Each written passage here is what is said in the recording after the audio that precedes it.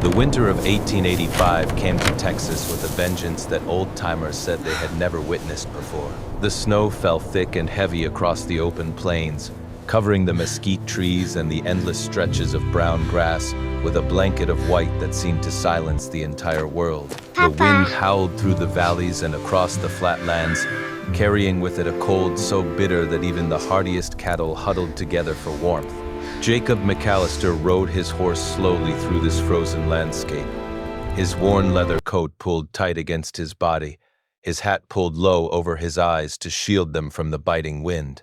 He was returning home from the small town of Dusty Creek, where he had gone to purchase supplies and perhaps find some human company on this holy night. But the saloon had been nearly empty, and the few men there had their own families waiting for them. Jacob had no one waiting. He had not had anyone waiting for 5 long years. As he rode, he thought about the past, as he often did during these lonely journeys. He thought about Martha, his wife, with her gentle smile and her warm brown eyes that could light up a room brighter than any lantern. He thought about little Amy, his daughter, who had just turned 4 when the fever came through their small community. The sickness had taken them both within a week of each other, leaving Jacob alone in a world that suddenly seemed far too large and far too empty. He had buried them on the hill behind the ranch house under the old oak tree where Martha used to sit and read her Bible on summer evenings. For months after their deaths, he would climb that hill every day and sit between their graves, talking to them as if they could still hear him. Eventually, the daily visits became weekly, then monthly, but the pain never truly faded. It simply became a part of him, like the calluses on his hands, or the gray that had begun to streak his dark hair. The ranch house came into view as Jacob crested the final hill, its windows dark against the night sky. There was no warm light waiting to welcome him home, no smell of fresh bread or roasting meat drifting through the cold air. There was only emptiness, the same emptiness that had greeted him every night for 5 years. He guided his horse toward the stable, thinking only of getting the animal fed and watered, before retreating to his cold bed for another night of restless sleep. The stable door creaked loudly as Jacob pushed it open, the sound echoing through the quiet structure. His horse whinnied softly, eager to escape the cold and find the warmth of its stall. Jacob lit the lantern that hung just inside the door, and the flickering light cast long shadows across the hay-covered floor. He was about to lead his horse to its stall when he heard something that made him stop in his tracks. It was a sound he had not heard in his stable in many years, a sound so soft and gentle that at first he thought he must be imagining it. It was the sound of a child breathing in sleep, the soft, rhythmic whisper of innocent dreams. Jacob held the lantern higher and looked around the stable. His eyes traveled upward to the hayloft, where he stored the winter feed for his animals. There, barely visible in the dim light, he saw movement. Someone was up there, hiding among the bales of hay. His first instinct was to reach for his rifle, to call out a warning to whoever had invaded his property. But something stopped him. Perhaps it was the softness of that breathing, or perhaps it was something deeper, something he could not explain. Instead of shouting, he simply climbed the ladder to the hayloft, holding the lantern before him to light his way. What he found there would change his life forever.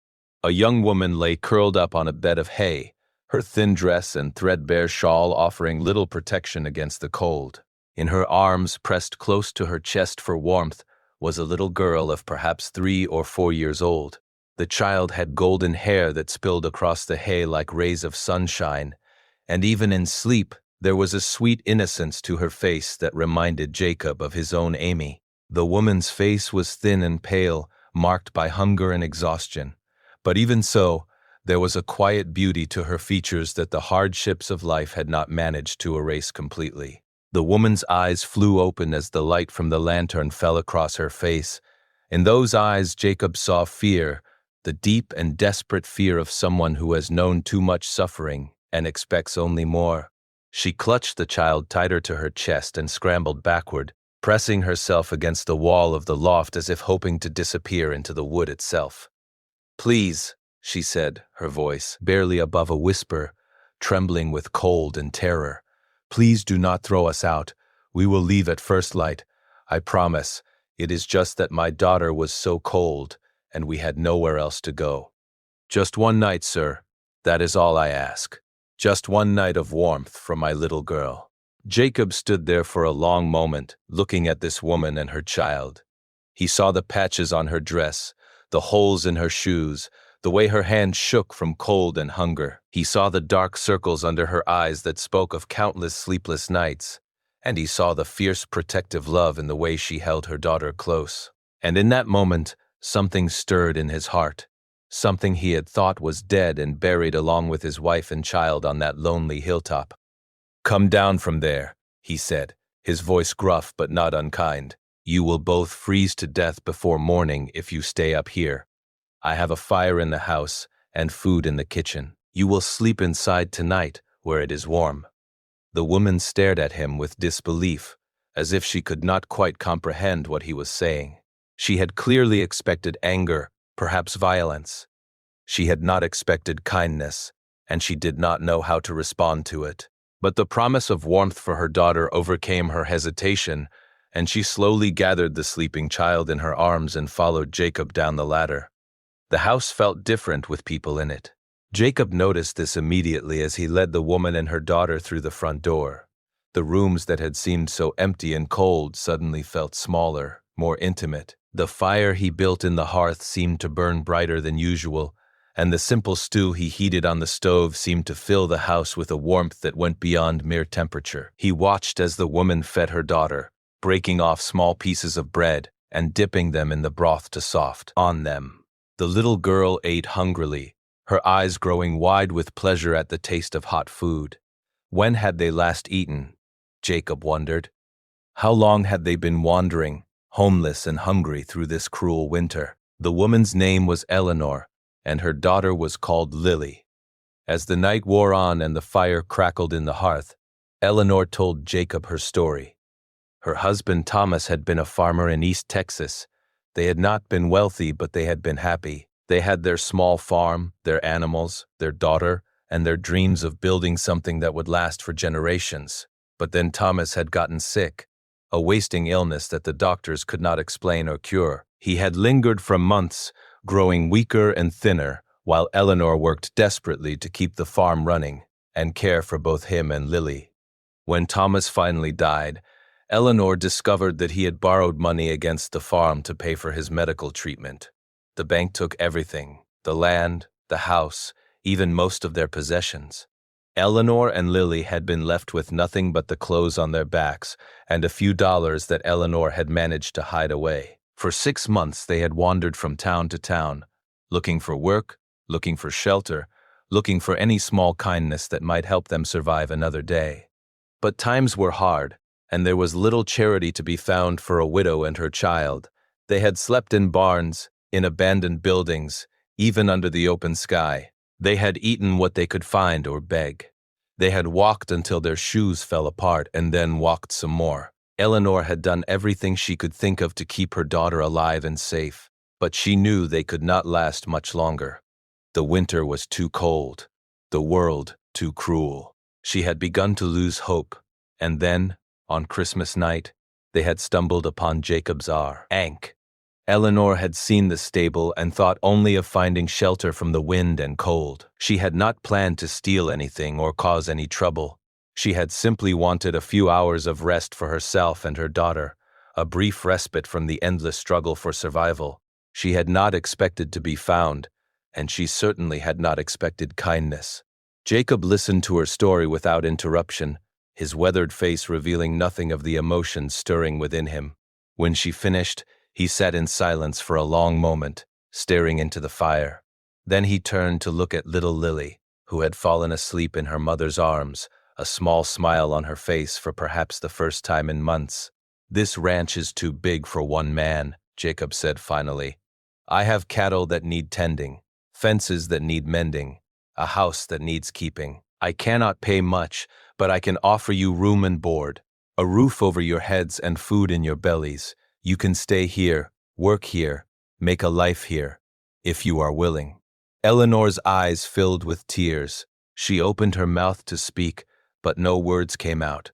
She simply nodded, clutching her daughter close, overcome by a relief so profound that it seemed to drain all the strength from her body. That first night, Jacob gave Eleanor and Lily his bedroom while he slept on a blanket by the fire. He lay there in the darkness, listening to the wind howl outside and thinking about the strange turn his life had taken. That morning, he had woken up alone, expecting nothing more than another empty day in an empty life. Now, as Christmas night gave way to Christmas morning, he found that he was no longer alone. It was a strange feeling, almost frightening in its intensity. But beneath the fear, there was something else, something that felt almost like hope. The weeks that followed were a time of adjustment for all of them. Eleanor proved to be a hard worker, rising early each morning to cook breakfast, clean the house, and help with whatever chores needed doing. She had a quiet strength about her that Jacob came to admire, a determination to earn her place and never be a burden to anyone. Lily, for her part, brought a light to the ranch house that had been absent for far too long. Her laughter echoed through the rooms, chasing away the shadows of grief that had lingered there for years. She followed Jacob everywhere, asking endless questions about the animals, the land, and the stars that filled the night sky. At first, Jacob did not know how to respond to this small creature, who seemed to find wonder in everything. But gradually, without quite realizing it was happening, he found himself opening up to her. He taught her the names of the constellations. He let her help him feed the chickens. He carved her a small wooden horse from a piece of oak, and the delight on her face when he gave it to her was something he knew he would remember for the rest of his life. One evening, about 3 months after their arrival, Jacob went to the old trunk in the corner of his bedroom. He had not opened this trunk since Martha and Amy died. Inside were their belongings, the things he could not bear to give away but could not bear to look at either. With trembling hands, he lifted the lid and looked inside. There were Martha's Sunday dresses, still carrying the faint scent of the lavender water she used to wear. There were Amy's toys, the rag doll she had loved, the picture books they used to read together before bed. For a long time, Jacob simply sat there, holding these precious relics of his past life, allowing himself to feel the grief he had tried so hard to bury. Then, slowly, he gathered up Amy's toys and carried them to the room where Lily slept. He placed them at the foot of her bed, where she would find the M when she woke. It felt right somehow. It felt like something Amy would have wanted. Spring came to Texas, melting the snow and bringing new life to the land. Jacob worked alongside Eleanor in the fields, planting crops and tending to the newborn calves. They talked as they worked, sharing stories of their pasts, their hopes, their fears. Jacob told her about Martha and Amy, speaking their names aloud for the first time in years. Eleanor told him about Thomas, about the happy years they had shared and the painful months of his illness. They were two broken people, each carrying wounds that might never fully heal. But somehow, in sharing their pain, they found a measure of comfort. They found that they were not as alone as they had thought. The moment that changed, everything came on a warm spring evening. They were sitting on the porch, watching Lily chase fireflies in the gathering dusk, when the little girl ran up to Jacob and climbed into his lap. She looked up at him with her big blue eyes so full of trust and love, and asked a question that stopped his heart. "Can you be my papa?" she asked. The world seemed to stop. Jacob looked at Lily, then at Eleanor, who was watching them with an expression he could not read. He thought about Martha and Amy, about the family he had lost and the years of loneliness that had followed. He thought about this woman and child who had stumbled into his life on a cold Christmas night, who had brought warmth and light back into his empty world. And he realized with a certainty that surprised him that he did not want to lose them. He did not want to go back to being alone. He looked at Eleanor, and in her eyes he saw the same fear and hope that he felt in his own heart. Without saying a word, he reached out and took her hand. She did not pull away. They were married in the little church in Dusty Creek, on a bright morning in June. Lily threw flower petals as they walked down the aisle, her face shining with joy. The townspeople who attended the wedding whispered among themselves about the miracle of it, the lonely widower who had found love again, the desperate widow who had found a home. But Jacob and Eleanor paid no attention to the whispers. They were too busy looking at each other, too busy marveling at the unexpected gift they had been given. The following Christmas was different from any Jacob had known in 5 years. The house was decorated with ribbons and evergreen branches. The smell of Eleanor's cooking filled every room. Lily hung a stocking by the fireplace and wrote a letter to Santa Claus, asking for nothing because she said she already had everything she wanted. On Christmas Eve, Jacob stood outside in the cold night air, looking up at the stars and thinking about the journey that had brought him to this moment. 1 year ago, he had been a broken man with no hope for the future. Now he had a wife who loved him, a daughter who adored him, and a heart that was slowly learning to feel again. Eleanor came out to join him, wrapping her arm through his and resting her head on his shoulder. They stood together in comfortable silence, watching their breath form small clouds in the frigid air. "What are you thinking about?" she asked. Jacob took a long moment before answering.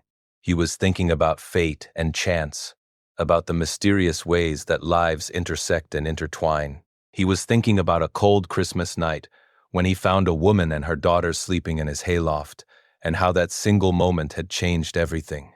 "I am thinking about miracles," he said finally. "I am thinking that sometimes God sends us blessings in the strangest forms. Sometimes he sends them in the form of two strangers, freezing and hungry, seeking shelter in a pile of hay. Sometimes he gives us exactly what we need, even when we do not know we need it." Eleanor squeezed his arm and smiled. "Perhaps we were the blessing for each other," she said. "Perhaps we both needed saving, and God knew that we could save each other." Inside the house, Lily was calling for them, eager to hang one more decoration on the tree, to hear one more story before bed. Jacob looked at his wife, at the love and contentment in her eyes, and felt a warmth spread through his chest that had nothing to do with the fire burning in the hearth. "Come on," he said. "Our daughter is waiting." And together they walked back into the warmth and light of their home, leaving their old sorrows behind in the cold winter darkness where they belonged. The past would always be a part of them. Martha and Amy and Thomas would always hold places in their hearts.